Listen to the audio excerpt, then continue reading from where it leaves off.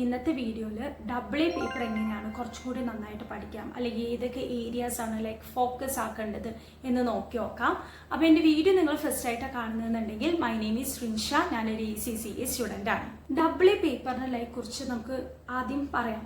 അപ്പോൾ double A paper full തിയറിയാണ്. അപ്പോൾ നമുക്ക് ഫസ്റ്റ് തന്നെ നമ്മൾ ഇത്രയും പേപ്പേഴ്സ് ഇപ്പോൾ സ്കില്ലിൽ നിങ്ങൾ ബാക്കി പേപ്പേഴ്സ് കഴിഞ്ഞിട്ടാണ് ഡബിൾ എ ചെയ്യുന്നതെന്നുണ്ടെങ്കിൽ നമുക്ക് കുറച്ച് ഡിഫിക്കൽട്ടായിട്ട് ഫീൽ ചെയ്യും. കാരണം ബാക്കി പേപ്പേഴ്സിലൊക്കെ പറഞ്ഞു കഴിഞ്ഞാൽ നമ്മൾ ഫുൾ ക്വസ്റ്റ്യൻസ് ഉണ്ടാവും, നമ്മൾ ഫുൾ കാൽക്കുലേറ്റർ നമ്മൾ നല്ലോണം യൂസ് ആക്കും. പക്ഷെ ഡബിൾ എ പേപ്പർ പറഞ്ഞു കഴിഞ്ഞാൽ ഫുൾ തിയറി പേപ്പറാണ്. അപ്പോൾ തിയറി ഇഷ്ടമില്ലാത്ത ആൾക്ക് സ്റ്റാർട്ടിങ്ങിലൊക്കെ ഡബിൾ എ ഭയങ്കര ഡിഫിക്കൽട്ടായിട്ട് ഫീൽ ചെയ്യും. എനിക്ക് ഒട്ടും ഇഷ്ടമില്ലാത്ത പേപ്പറായിരുന്നു ഡബിൾ എ പേപ്പർ. പക്ഷെ ഡബിൾ എ പേപ്പർ കഴിഞ്ഞപ്പോൾ എനിക്ക് മനസ്സിലായൊരു സംഭവം എന്താ വിചാരിച്ചു കഴിഞ്ഞ് കഴിഞ്ഞാൽ നമ്മൾ നല്ലോണം ടൈം എടുത്ത് നല്ല ക്വസ്റ്റ്യൻ പ്രാക്ടീസ് ചെയ്ത് കഴിഞ്ഞ് കഴിഞ്ഞാൽ ഡബിൾ എ നമുക്ക് സിമ്പിളായിട്ട് പാസ്സാവാൻ പറ്റും. അപ്പോൾ നമുക്ക് എങ്ങനെയാണ് ഡബിൾ എൻ്റെ എക്സാം പാറ്റേൺ വരുന്നത് എന്ന് നോക്കാം. ഡബിൾ എൻ്റെ എക്സാം പാറ്റേൺ വരുമ്പോൾ നമുക്ക് 2 സെക്ഷൻസ് ആണ് വരുന്നത്, സെക്ഷൻ എയും സെക്ഷൻ ബിയും. മറ്റേ നമുക്ക് FR പേപ്പർ ആകുമ്പോൾ സെക്ഷൻ A, B, C അങ്ങനെ 3 സെക്ഷൻസ് ആണ് വരാറ്. പക്ഷെ ഡബിൾ എയിൽ സെക്ഷൻ എയും സെക്ഷൻ ബിയും ആണ്. ഈ സെക്ഷൻ എയിൽ പറഞ്ഞു കഴിഞ്ഞ് കഴിഞ്ഞാൽ നമുക്കൊരു സിനാരിയോ ഉണ്ടാവും, അതിനെ ബേസ് ചെയ്തിട്ട് questions OTQ type of questions ആണ് ഉണ്ടാവുക. നമ്മുടെ FRത്തെ സെക്ഷൻ ബി ടൈപ്പ് ഓഫ് ക്വസ്റ്റ്യൻസിലെ അതേപോലെയാണ് സെക്ഷൻ എ ഡബിൾ എയിൽ ഉണ്ടാവുക. അപ്പോൾ നമുക്കങ്ങനെ 3 സിനാരിയോസിലേക്ക് ഉണ്ടാകും. അതിന് ബേസ് ചെയ്തിട്ട് ഓരോ സിനാരിയോനെ ബേസ് ചെയ്തിട്ട് 5 ക്വസ്റ്റ്യൻസ് ഉണ്ടാവും, 2 മാർക്ക് ഈച്ച്. അങ്ങനെ നമുക്ക് 30 മാർക്കാണ് സെക്ഷൻ എയിൽ നിന്ന് സ്കോർ ചെയ്യാം. പിന്നെ സെക്ഷൻ ബിയിലേക്ക് വരുമ്പോൾ നമുക്ക് 70 മാർക്കും സെക്ഷൻ ബി ആണ്. അപ്പോൾ ഈ സെക്ഷൻ ബിയിൽ ഫുള്ള് നമ്മൾ ടൈപ്പിംഗ് ആണ്. അതിൽ നമുക്ക് ഓഡിറ്റ് റിസ്ക്, ഇന്റർണൽ കൺട്രോൾ അങ്ങനെ കുറച്ച് ഏരിയാസ് ആണ് സെക്ഷൻ ബിയിൽ വരിക. അങ്ങനെ ടോട്ടൽ നമുക്ക് 30നും 70നും അങ്ങനെ 100 മാർക്കിനാണ് നമുക്ക് ഡബിൾ എക്സാം ഉണ്ടാവുക. പിന്നെ നമുക്ക് അറിയുന്ന പോലെ 50 മാർക്കാണ് ലൈക്ക് പാസ്സാവാൻ വേണ്ടത്. സെക്ഷൻ എയിനെ കുറിച്ച് പറയുകയാണെങ്കിൽ സെക്ഷൻ എയിൽ നമുക്ക് മാർക്ക് സ്കോർ ചെയ്യാൻ കുറച്ചും കൂടി ബുദ്ധിമുട്ടുള്ള ഏരിയ ആണ്. കാരണം എന്താ വിചാരിച്ചു കഴിഞ്ഞാൽ സെക്ഷൻ എ എവിടെ നിന്ന് വേണമെങ്കിലും ചോദിക്കാം. പക്ഷെ നമ്മൾ അതിന് പകരം സെക്ഷൻ ബി എടുക്കുകയാണെങ്കിൽ നമുക്കറിയാം ഇന്ന ഏരിയാസിൽ നിന്നാണ് ക്വസ്റ്റ്യൻസ് വരിക. അപ്പോൾ നമ്മൾ ആ ഏരിയാസ് കുറച്ചും കൂടി കോൺസെൻട്രേറ്റ് ചെയ്ത് അതിൽ കുറച്ചും കൂടി ക്വസ്റ്റ്യൻസ് ചെയ്ത് കഴിഞ്ഞ് കഴിഞ്ഞാൽ നമുക്ക് സെക്ഷൻ ബിയിൽ നല്ലോണം മാർക്ക് സ്കോർ ചെയ്യാൻ പറ്റും. പിന്നെ സെക്ഷൻ എയിൽ ഏതൊക്കെ ഏരിയാസ് ആണ് കുറച്ചും കൂടി ഫോക്കസ് ചെയ്യേണ്ടതെന്ന് ചോദിച്ചു കഴിഞ്ഞ് കഴിഞ്ഞാൽ എത്തിക്സിൻ്റെ ഏരിയ, പിന്നെ കോർപ്പറേറ്റ് ഗവേണൻസ്, പിന്നെ ISA, quality management, assurance engagement theory, ഈ ഏരിയാസ് ആണ് നമ്മൾ സെക്ഷൻ എയിൽ കുറച്ചും കൂടി ഫോക്കസ് ചെയ്യേണ്ടത്. അപ്പോൾ നമ്മൾ ബാക്കി പേപ്പേഴ്സൊക്കെ എങ്ങനെയാണ് നമ്മൾ ഫസ്റ്റ് തന്നെ സ്റ്റഡി ഹബും BPPയും കപ്ലാനൊക്കെ ലൈക്ക് സ്റ്റാർട്ട് ചെയ്യില്ലേ. ഡബിൾ എയിൽ നിങ്ങൾ ഫസ്റ്റ് ചെയ്യേണ്ടത് എന്താ വിചാരിച്ചു കഴിഞ്ഞ് കഴിഞ്ഞാൽ കപ്ലാൻ ലൈക്ക് ഫോക്കസ് ആക്കുക. മെയിനായിട്ട് സ്റ്റഡി ഹബ് ഫോക്കസ് ചെയ്യുന്നതിന് മുന്നേ കപ്ലാൻ നന്നായിട്ട് ഫോക്കസ് ചെയ്യുക.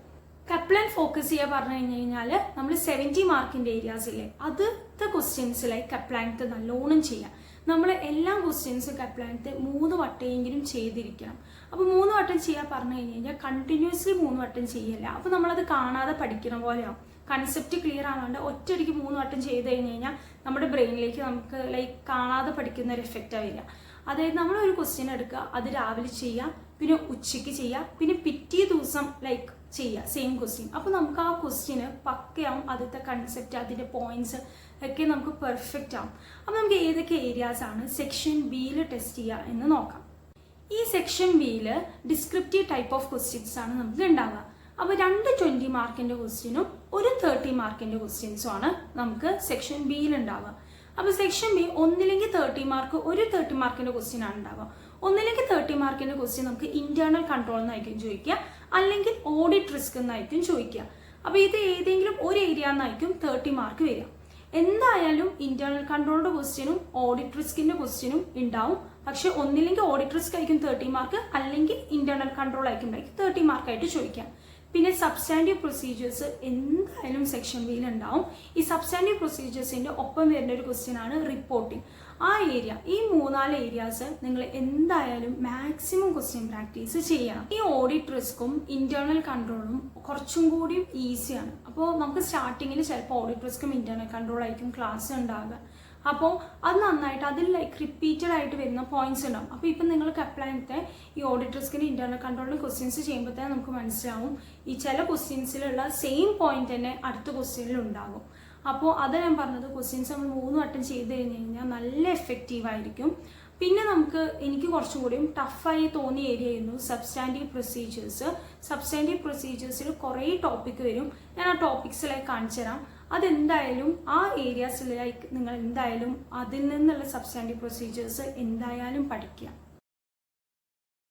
അപ്പോൾ നമ്മൾ ഈ ഓഡിറ്റ് റിസ്ക്കും ഇന്റേണൽ കൺട്രോളിലേക്ക് എഴുതുമ്പോൾ മെയിനായിട്ട് ശ്രദ്ധിക്കേണ്ട കാര്യം എന്താ വിചാരിച്ചു കഴിഞ്ഞാൽ നമ്മൾ ആ ക്വസ്റ്റ്യനിലുള്ള കമ്പനീൻ്റെ പേരില്ലേ അതിങ്ങനെ ലൈക്ക് പോയിന്റ്സ് എഴുതുമ്പോൾ ലൈക്ക് ഇങ്ങനെ ആഡ് ആക്കുക, പിന്നെ എന്താ ഇയർ ഉണ്ടാവും, ആ ഇയർ ആഡ് ആക്കുക. അങ്ങനെ ആവുമ്പോൾ നമുക്ക് കുറച്ചും കൂടിയും ലൈക്ക് ക്വസ്റ്റ്യനെ കണക്ട് ചെയ്തിട്ട് നിങ്ങൾ എഴുതുക. വെറുതെ ലൈക്ക് ആ റിസ്ക്കും ലൈക്ക് റെക്കമെൻഡേഷനൊക്കെ എഴുതാണ്ട് ആ ക്വസ്റ്റ്യനെ കണക്ട് ചെയ്തിട്ട് എഴുതുമ്പോൾ കുറച്ചും കൂടി നിങ്ങൾക്ക് മാർക്ക് സ്കോർ ചെയ്യാനായിട്ട് പറ്റും. അപ്പോൾ ഇന്റേണൽ കൺട്രോളിൻ്റെ ക്വസ്റ്റ്യൻ ചെയ്യുമ്പോൾ നിങ്ങൾ ലൈക്ക് ഡെഫിഷ്യൻസീസും റെക്കമെൻഡേഷനും ആണ് ലൈക്ക് ഇന്റേണൽ കൺട്രോളിൽ ലൈക്ക് ചോദിക്കുക. അപ്പോൾ ഡെഫിഷ്യൻസീസ് ചെയ്യുമ്പോൾ നിങ്ങൾ ആദ്യം ആ ഒരു പാറ്റേൺ എഴുതുമ്പോൾ നിങ്ങൾ ശ്രദ്ധിക്കേണ്ടത് ആദ്യം നമ്മൾ അത് ഐഡൻറ്റിഫൈ ചെയ്യുക, ഡെഫിഷ്യൻസി എന്താണ് എന്ന് ഐഡൻറ്റിഫൈ ചെയ്യുക. പിന്നെ നമ്മൾ ആ ഡെഫിഷ്യൻസി ലൈക്ക് എക്സ്പ്ലെയിൻ ചെയ്യുക. ആ ഡെഫിഷ്യൻസി കാരണം എന്താണ് എൻറ്റിറ്റിയിൽ വരുന്ന ഇമ്പാക്റ്റ് അത് എഴുതുക.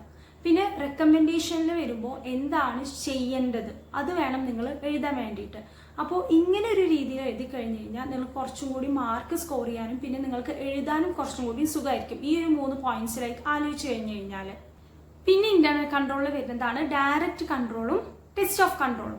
അപ്പോൾ ഡയറക്റ്റ് കൺട്രോൾ എഴുതുമ്പോൾ നിങ്ങൾ ആ കൺട്രോളിലേക്ക് ഐഡന്റിഫൈ ചെയ്യുക, അത് എക്സ്പ്ലെയിൻ ചെയ്യുക, പോസിറ്റീവ് ഇമ്പാക്ട് ഓൺ എഫ്എസ് എഴുതുക. അപ്പോൾ ഇങ്ങനെ നിങ്ങൾ ആൻസർ എഴുതുമ്പോൾ കുറച്ചും കൂടി നിങ്ങൾക്ക് എഴുതാൻ ഈസി ആയിരിക്കും. ഈ ഒരു പോയിന്റ് കണക്ട് ചെയ്തിട്ട് എഴുതുക. പിന്നെ എന്താ അതിൻ്റെ ടെസ്റ്റ് ഓഫ് കൺട്രോൾ ചോദിക്കുമ്പോൾ നിങ്ങൾ എന്ത് എഴുതണം? ആദ്യം ഡോക്യുമെന്റ് എഴുതുക, പ്രൊസീജിയേഴ്സ് എഴുതുക, പിന്നെ ഡോക്യുമെന്റ് അല്ലെങ്കിൽ ഇൻഫോർമേഷൻ എഴുതുക, പിന്നെ പെർപ്പസ് എഴുതുക. അപ്പോൾ ഇങ്ങനെ എഴുതുമ്പോൾ കുറച്ചും കൂടി ഈസി ആയിരിക്കും. ഇതേപോലെ ഓഡിറ്റ് റിസ്കിൻ്റെ എഴുതുമ്പോൾ എന്താണ് റിസ്ക് എന്ന് ഐഡന്റിഫൈ ചെയ്യാം, ശരിക്കും അതിൻ്റെ അക്കൗണ്ടിങ് ട്രീറ്റ്മെന്റ് എന്തായിരുന്നു എന്ന് ലൈക്ക് എഴുതുക. പിന്നെ എന്താണ് ഇപ്പോൾ like what will go wrong, അതായത് എന്താണ് ലൈക്ക് ഇപ്പോൾ ലൈക്ക് ഉണ്ടായിരിക്കുന്നത് എന്ന് എഴുതുക. അത് കാരണം എഫ്എസിൽ വന്ന ഇമ്പാക്റ്റ് എഴുതുക. പിന്നെ അതിൻ്റെ റെസ്പോൺസ് എഴുതുമ്പോൾ നമ്മൾ നേരത്തെ എഴുതിയില്ല ടെസ്റ്റ് ഓഫ് കൺട്രോളിൻ്റെ അതേപോലെ തന്നെ സെയിം ലൈക്ക് എഴുതുക. നമ്മൾ ആദ്യം പ്രൊസീജിയർ എഴുതുക, ഡോക്യുമെന്റ് എഴുതുക, ഡോക്യുമെന്റ് അല്ലെങ്കിൽ ഇൻഫോർമേഷൻ എഴുതുക, പെർപ്പസ് എഴുതുക. ഇങ്ങനത്തെ ഒരു ഫോർമാറ്റ് നിങ്ങൾ ഇന്റേണൽ കൺട്രോളും ഓഡിറ്റ് റിസ്ക് എഴുതി കഴിഞ്ഞ് കഴിഞ്ഞാൽ കുറച്ചും കൂടി മാർക്ക് സ്കോർ ചെയ്യാൻ എളുപ്പമായിരിക്കും. പിന്നെ നിങ്ങളിങ്ങനെ ക്വസ്റ്റ്യൻ പ്രാക്ടീസ് ചെയ്യുമ്പോൾ ഇത് റിലേറ്റ് ആക്കി എഴുതി കഴിഞ്ഞ് കഴിഞ്ഞാൽ നിങ്ങൾക്ക് മനസ്സിലാവും എത്ര പെട്ടെന്ന് ലൈക്ക് നമുക്ക് ചെയ്യാൻ പറ്റുന്നുണ്ട്. ഇങ്ങനെ ആലോചിച്ച് എഴുതുമ്പോൾ എത്ര പെട്ടെന്ന് ലൈക്ക് ആൻസർ ലൈക്ക് എഴുതാൻ പറ്റുന്നുണ്ട് എന്ന് നിങ്ങൾക്ക് മനസ്സിലാവും ഈ ഒരു മെത്തേഡ് യൂസ് ചെയ്ത് കഴിഞ്ഞ് കഴിഞ്ഞാൽ. പിന്നെ ലൈക്ക് നമുക്ക് സെക്ഷൻ ബിയിൽ നമ്മൾ വിട്ടുപോകുന്ന ഒരു ഏരിയയാണ് തിയറി പാർട്ട്. അതായത് 20 മാർക്കിനും ഓഡിറ്റ് റിസ്ക് ചോദിക്കില്ല. അതിൽ സബ് ക്വസ്റ്റ്യൻ ആയിട്ട് തിയറി ക്വസ്റ്റ്യൻസ് ഉണ്ടാവും. അപ്പോൾ ഞാൻ കുറച്ച് ഇമ്പോർട്ടൻറ്റ് തിയറി എന്തൊക്കെയാണെന്നുള്ളത് ഞാൻ ഈ വീഡിയോയിൽ കൊടുക്കാം. അപ്പോൾ നിങ്ങൾ ലൈക്ക് ആ സ്ക്രീൻഷോട്ട് ചെയ്തിട്ട് പഠിച്ചാൽ മതി. നമ്മുടെ കെപ്ലാൻ്റെ ബാക്കിൽ തന്നെ ആൻസേഴ്സ് ഉണ്ടാകും. അപ്പോൾ ആ ക്വസ്റ്റ്യൻസ് പഠിച്ചു കഴിഞ്ഞാൽ തന്നെ നിങ്ങൾക്ക് ഭയങ്കര യൂസ്ഫുൾ ആയിരിക്കും. അപ്പോൾ അതും നിങ്ങൾ ലൈക്ക് പഠിക്കുക. ഇപ്പം തന്നെ ലൈക്ക് തിയറി പഠിക്കുന്നതാണ് നല്ലത് കേട്ടോ. കാരണം നമ്മൾ ലാസ്റ്റിക്ക് എത്തിയിട്ട് തിയറി പഠിക്കാൻ നിൽക്കുമ്പോൾ നമ്മൾ ലൈക്ക് നമുക്ക് ഓർമ്മ നിൽക്കില്ലേ തിയറി, കുറേ തിയറിയാവും. നമ്മൾ ഓഡിറ്റ് റിസ്ക്കും ഇന്റേണൽ കൺട്രോളും സബ്സ്റ്റാൻറ്റീവ് പ്രൊസീജിയേഴ്സ് ഒക്കെ ലൈക്ക് പഠിച്ചു വരുമ്പോൾ തിയറിയിലേക്ക് വരുമ്പോൾ നമ്മൾ ഈ തിയറി പഠിക്കുമ്പോൾ മറ്റേ ആ ഏരിയാസ് നമ്മൾ അവിടെ സ്റ്റോപ്പ് ആക്കും. അപ്പോൾ ഇപ്പോൾ ഇതിൻ്റെ ഒപ്പം തന്നെ നിങ്ങൾ ആ ക്വസ്റ്റ്യൻസ് ലൈക്ക് പഠിച്ചു പോയി കഴിഞ്ഞ് കഴിഞ്ഞാൽ നിങ്ങൾക്ക് കുറച്ചും കൂടി ഈസി ആയിട്ട് തോന്നും. മെയിനായിട്ട് ഞാൻ ഫസ്റ്റ് പറഞ്ഞ പോലെ ഡബിളിൽ വേണ്ടത് ടൈം തന്നെയാണ്. നമ്മൾ പതുക്കെ ക്വസ്റ്റ്യൻ പ്രാക്ടീസ് ചെയ്ത് തന്നെയാണ് നമുക്ക് ഡബിൾ പഠിക്കാൻ പറ്റുള്ളൂ. എനിക്കും ലൈക്ക് സ്റ്റാർട്ടിങ്ങിൽ ഡബിൾ ക്വസ്റ്റ്യൻസ് ഒന്നും ചെയ്യാൻ കിട്ടിയിരുന്നില്ല. പക്ഷേ അതിൽ പിന്നെ നമ്മൾ ഓരോ ക്വസ്റ്റ്യൻസ് കഴിയുമ്പോൾ ഞാൻ പറഞ്ഞില്ലേ റിപ്പീറ്റഡ് പോയിന്റ്സ് വരും. ആ റിപ്പീറ്റഡ് പോയിന്റ്സ് വരുമ്പോൾ നിങ്ങൾക്ക് തന്നെ ലൈക്ക് ഈസി ആയി തുടങ്ങും കുറച്ച് കഴിഞ്ഞ് കഴിഞ്ഞാൽ. പക്ഷേ അങ്ങനെ കുറച്ച് കഴിഞ്ഞ് കഴിഞ്ഞാൽ ഈസി ആവണം എന്നുണ്ടെങ്കിൽ നിങ്ങൾ ഇപ്പം തന്നെ ലൈക്ക് ഡബിൾ പഠിക്കാൻ തുടങ്ങണം. ഒരിക്കലും ഡബിൾ ലാസ്റ്റിക്ക് നമുക്ക് പഠിക്കാൻ പറ്റില്ല. ഇപ്പം തന്നെ ഈ ഓഡിറ്റ് റിസ്കിൻ്റെയും ഇന്റേണൽ കൺട്രോളിൻ്റെ ഒക്കെ ക്വസ്റ്റ്യൻസ് ചെയ്ത് കഴിഞ്ഞാലാണ് നിങ്ങൾക്ക് ഡബിൾ കുറച്ചും കൂടി ഈസി ആയിട്ട് വരുള്ളൂ. പിന്നെ ലാസ്റ്റ് ടൈം പ്രിപ്പറേഷൻ എന്താ വേണ്ടത് ചോദിച്ചു കഴിഞ്ഞ് കഴിഞ്ഞാൽ ഞാൻ എപ്പോഴും പറയണ പോലെ എക്സാമിനേഴ്സ് റിപ്പോർട്ടിൽ കുറേ ക്വസ്റ്റ്യൻസ് ഉണ്ടാകും. ഈ ചില എക്സാമിനേഴ്സ് റിപ്പോർട്ടത്തെ ക്വസ്റ്റ്യൻ നമ്മൾ കപ്ലാനിൽ ചെയ്തില്ല, സെയിം ക്വസ്റ്റ്യൻ തന്നെ ആയിരിക്കും. അപ്പോൾ അത് ജസ്റ്റ് ലൈക്ക് ഒന്ന് റിവൈസ് ചെയ്താൽ മതി. അതുകൊണ്ട് പറഞ്ഞാൽ ഇപ്പം തന്നെ ലൈക്ക് 3 വട്ടം ചെയ്ത് കഴിഞ്ഞ് കഴിഞ്ഞാൽ പ്രശ്നമൊന്നും ഉണ്ടാവില്ല. പിന്നെ ലാസ്റ്റിക്ക് ഒരു ഇനിയിപ്പോൾ ഫെബ്രുവരി ഫസ്റ്റ് ഒക്കെ ആകുമ്പോൾ നിങ്ങൾ സ്റ്റഡി ഹബ്ബത്തെ ഈ MCQ ടൈപ്പ് ഓഫ് ക്വസ്റ്റ്യൻസ് ഉണ്ടാവും, ഈ OTQക്ക് വേണ്ടത്. അത് ലൈക്ക് നിങ്ങൾ ചെയ്ത് പ്രാക്ടീസ് ചെയ്ത് തുടങ്ങിക്കോ. ഇപ്പോൾ ഈ ജാനുവരി ഫുൾ ലൈക്ക് കപ്ലൈൻ ഫോക്കസ് ചെയ്യുക. കപ്ലൈനത്തെ ക്വസ്റ്റ്യൻസ് 3 വട്ടം ലൈക്ക് ചെയ്യുക. അപ്പോൾ തന്നെ നമുക്ക് ഡബിളെ കുറച്ചും കൂടി എളുപ്പമായിട്ട് നമുക്ക് ഫീൽ ചെയ്യും. ക്വസ്റ്റ്യൻസ് ഫസ്റ്റ് തന്നെ ലൈക്ക് ചെയ്യുമ്പോൾ കിട്ടില്ല. നമ്മൾ എന്തായാലും ഈ 3 വട്ടം ചെയ്യണം പറഞ്ഞില്ലേ, എന്തായാലും ഫസ്റ്റ് വട്ടം ഒരു ക്വസ്റ്റ്യൻ കാണുമ്പോൾ തന്നെ നമുക്ക് എല്ലാം റിസ്ക് ഐഡന്റിഫൈ ചെയ്യാനോ അല്ലെങ്കിൽ ഇന്റേണൽ കൺട്രോൾസും ഡെഫിഷ്യൻസീസും ഒന്നും കിട്ടില്ല. ഫസ്റ്റ് വട്ടം ചെയ്യുമ്പോൾ ലൈക്ക് നിങ്ങൾ ആൻസർ കീ നോക്കിക്കോളൂ. പക്ഷെ സെക്കൻഡ് വട്ടം ചെയ്യുമ്പോൾ നോക്കുന്നത് കുറയ്ക്കുക. മൂന്നാമത്തെ വട്ടം നോക്കാണ്ട് ചെയ്യുക. ഏത് പോയിന്റ്സ് ആണ് കിട്ടാത്തത് അതും ലൈക്ക് നോട്ട് ഡൗൺ ചെയ്യുക. എന്നിട്ട് അത് ഒന്നുകൂടിയും ലൈക്ക് റിവൈസ് ചെയ്യാം. പിന്നെ ഏതെങ്കിലും സ്റ്റാൻഡേർഡ്സ് ലൈക്ക് റിവൈസ് ചെയ്യണോ ചോദിച്ചു കഴിഞ്ഞ് കഴിഞ്ഞാൽ IA-16 ചിലത് വരുന്നുണ്ട്, നമുക്ക് അതിൻ്റെ നോളേജ് ആവശ്യം വരുന്നുണ്ട്. പിന്നെ IAS-2 വരുന്നുണ്ട്. പിന്നെ ഇൻടാഞ്ചിബിൾ അസറ്റ്സിൻ്റെ ലൈക്ക് വരുന്നുണ്ട്. അപ്പോൾ സ്റ്റാൻഡേർഡ്സ് ഓൾറെഡി ഇപ്പോൾ FR കഴിഞ്ഞിട്ടായിരിക്കും എല്ലാവരും ഡബിൾ എടുക്കുള്ളൂ. അപ്പോഴും ലൈക്ക് നമുക്ക് സ്റ്റാൻഡേർഡ്സ് ഒരുവിധം ലൈക്ക് ഒന്ന് റിവൈസ് ചെയ്താൽ കിട്ടും. പക്ഷേ നിങ്ങൾ ടൈം എടുത്ത് പഠിച്ചാൽ മതി. ഡബിളെ ഇപ്പം തന്നെ സ്റ്റാർട്ട് ചെയ്തോളൂ, ലേറ്റ് ആക്കണ്ട. ഒരു ഏരിയാസും ലൈക്ക് സ്കിപ്പ് ചെയ്യുന്നത് ആലോചിക്കുക പോലും വേണ്ട. സബ്സ്റ്റാൻറ്റീവും റിപ്പോർട്ടിങ്ങും ഒന്നും സ്കിപ്പ് ചെയ്യുന്നത് ആലോചിക്കുക പോലും വേണ്ട, കാരണം അത് എന്തായാലും വരുന്ന ഏരിയാസാണ്. ഐ ഹോപ്പ് ഞാൻ ഡബിളിനെ കുറിച്ച് പറഞ്ഞ കാര്യങ്ങൾ നിങ്ങളുടെ ഡബിൾ എക്സാമിന് ലൈക്ക് ഹെൽപ്പ് ചെയ്യുമെന്ന് ഞാൻ എക്സ്പെക്ട് ചെയ്യുന്നു.